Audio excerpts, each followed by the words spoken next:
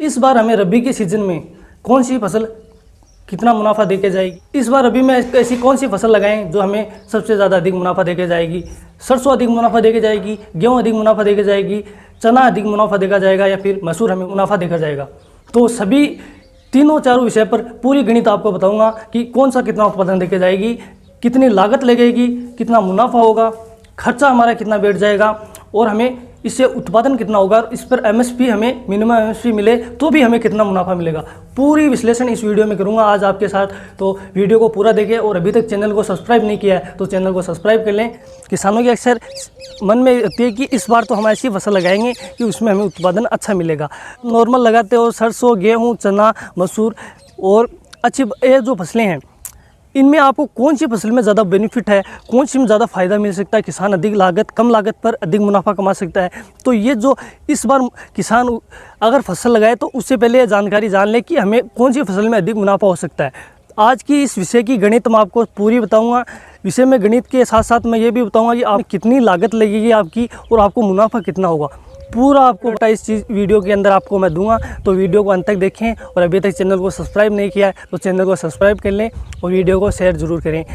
चना, सरसों और मसूर ये जो चार फसलें हैं इनमें से इनको लेकर चलते हैं हम कि इनमें से हम आप अगर सोच रहे हैं कि हम गेहूँ उगाएँ या फिर चना उगाएँ या फिर मसूर उगाएँ या फिर सरसों उगाएँ तो इन फसलों को हम आपको गणित आपको बता देते हैं कि आपको इतना फ़ायदा होगा और इस फसल में इतनी लागत लगेगी और इसमें इतना प्रॉफिट होगा। तो सरसों, गेहूँ, चना और मसूर इनका जो समय है वो पहले जान लेते हैं। सरसों का 130, गेहूँ का भी 130 दिन होता है और चना है वो 120 दिन का होता है और मसूर 120 दिन का होता है। तो एक समय जान लेना बहुत ज़रूरी है। तो समय की हमने बात की। अब हम बात करते हैं कि इनमें पानी कितना देना पड़ेगा। किसानों की अक्सर शिकायत है कि खेत को बुआई के पश्चात पानी कितनी मात्रा में देना होता है, या तो अधिक दे देते हैं पानी जिसकी वजह से उत्पादन घट जाता है। तो कितना पानी देना होगा। तो सरसों के लिए आप ज़्यादा से ज़्यादा 3 पानी दे सकते हो। 3 पानी में आपकी सरसों हो जाती है। और गेहूँ के लिए आप 6 पानी देना पड़ता है। गेहूँ के लिए आपके अच्छे उत्पादन के लिए गेहूँ के लिए 6 पानी हो गया। और चना है उसके ज़्यादा से ज़्यादा आप 3 पानी दे सकते हो। 3 पानी चने के लिए हो गया और मसूर है उसके लिए भी 3 पानी जो है वो मसूर के लिए हो गया। तो ये पानी हो गया, कितना पानी हमें देना चाहिए। हमें इसमें अगर हम सरसों की खेती करते हैं तो हमें कितनी लागत लगती है, गेहूं की करते हैं तो कितनी लागत लगती है और चने की करते हैं तो कितनी और मसूर की करते हैं तो कितनी। तो इनमें हमारी तो लेबर की लागत कितनी लगती है और हम अगर बुआई करते हैं तो कितनी लागत लगती है और हमारी जो अगर कोई दवाइयाँ वगैरह या फिर कुछ खाद वगैरह लगाते हैं तो उनकी कितनी लागत लगती है। तो 1 एकड़ को हम लेकर चल रहे हैं। तो 1 एकड़ के अंदर हम आपको बताएं तो सरसों के लिए आप नॉर्मली 15 से 20 हज़ार रुपये आपकी लागत लग जाएगी। उसमें बीज भी आ गया, उसमें खाद भी आ गई, साथ में उसमें आपकी मजदूरी की भी खाद आ गई। तो 15 हज़ार रुपये लेकर चलें तो 15 हज़ार रुपये आपकी लागत सरसों में लग जाती है। और गेहूँ की बात करें तो गेहूँ के लिए आपको 20 हज़ार के समथिंग आपकी गेहूँ में लागत लग जाती है। और अगर आप ज़्यादा मेहनत करते हो तो आपकी लागत कम होती जाती है। और चना और जो मसूर है उसमें 15 हज़ार रुपये तो मिनिमम आपकी लागत लगी जाएगी। तो ये तो हुई उनकी लागत हमारी कि खर्चा कितना होगा। अब हम बात करते हैं कि इसमें हमें उत्पादन कितना मिलेगा, कि इनको हम उगाते हैं तो 1 एकड़ में हमें उत्पादन कितना मिलेगा। तो उस सरसों में हमें कम से कम 10 क्विंटल के समथिंग 1 एकड़ में उत्पादन मिल जाता है। और गेहूँ के अंदर 1 एकड़ में 20 क्विंटल उत्पादन मिल जाता है। और चना का जो और मसूर का, चने के लिए हमें 8 क्विंटल के समथिंग उत्पादन मिल जाता है और मसूर के लिए हमें 7 क्विंटल उत्पादन मिल जाता है। तो ये उत्पादन हमें आसानी, जो मेहनत करते हैं किसान उनको अच्छा प्रॉफिट दिला सकता है। उत्पादन की हमने बात की, हमें मिनिमम जो एमएसपी है वो कितनी मिलेगी, सरसों पर कितनी मिलेगी, इन सभी पर।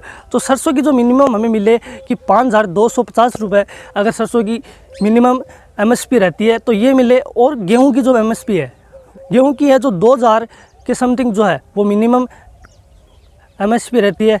और जो चने की है वो है 5230 रुपये जो मिनिमम जो एमएसपी रहती है वो चने की रहती है। और मसूर की जो है वो 5500 मिनिमम एमएसपी रहती है। तो ये तो हमारी मिनिमम हुई। इससे उत्पादन अगर इसमें कीमत बढ़ती है तो किसानों को ज़्यादा लाभ होगा। अब मुनाफे की जो मुख्य बात होगी, मुनाफा हमें कितना मिलेगा। तो मुनाफे की बात करें तो सरसों से हमें 50 हज़ार से ज़्यादा का मुनाफा हो जाता है अगर इस एमएसपी पर लगता है। और 10 क्विंटल सरसों का उत्पादन होता है तो 50 हज़ार रुपये तक की हमें आमदनी हो जाती है। और गेहूं की हम बात करें तो 40 हज़ार गेहूँ की 20 क्विंटल उत्पादन, तो 40 हज़ार तो हमें ऐसे ही मिल गए। और साथ ही में जो भूसा है गेहूं का, उसका भी हमें कम से कम 20,000 रुपये भूसे की मिल गई। ऐसे करके हमें 60,000 रुपये तक के गेहूं का उत्पादन हमें मिल जाता है। गेहूं के उत्पादन से हमें मुनाफा मिल जाता है। 8 क्विंटल उत्पादन मिलता है तो मिनिमम MSP पर हमें 41,000 रुपये तक का मुनाफा मिल जाता है। और अब हम मैसूर की बात करें तो मैसूर जो 7 क्विंटल हमें मिलता है तो उसे हमें 38,800 रुपये तक का उत्पादन मिल जाता है। तो इन सभी को मैं कैलकुलेट किया आप लोगों ने, तो मुझे लगता है कि हमें सबसे ज़्यादा उत्पादन जो है वो गेहूं में मिलता है, या फिर दूसरे जो उत्पादन है वो सरसों में मिलता है। तो आप सरसों और गेहूँ को चूज करें। सरसों में क्या होता है कि उसका उत्पादन ठीक मिलता है, और गेहूँ में क्या होता है कि गेहूँ में एक तो गेहूँ की हमें मिलता है साथ में। और साथियों इसमें जो है हमने बात की कि कितना हमें मुनाफा मिलना चाहिए, कितना हमें प्रॉफिट होना चाहिए, कितना हमें नुकसान होगा। तो उन्हीं सभी की जानकारी आपके साथ साझा की। अच्छी लगी हो तो लाइक करें और चैनल को सब्सक्राइब करें। ऐसी जानकारियाँ आपके साथ विश्लेषण के साथ हम सही और सटीक जानकारी आपके लिए लाते रहते हैं।